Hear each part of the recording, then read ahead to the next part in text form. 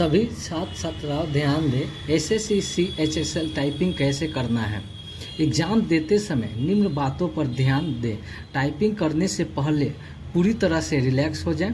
Typing करते समय बड़े बड़े स्ट्रोक्स को सही तरीके से टाइप करें और छोटे स्ट्रोक्स को टाइप करते वक्त जम कर आगे बढ़ सकते हैं। बाद में टाइम बचे तो आप एडिट कर सही टाइप कर लें। इसके अलावा हमारे यहाँ ऑफलाइन क्लास करना चाहते हैं तो डिस्क्रिप्शन में एड्रेस दिया हुआ है।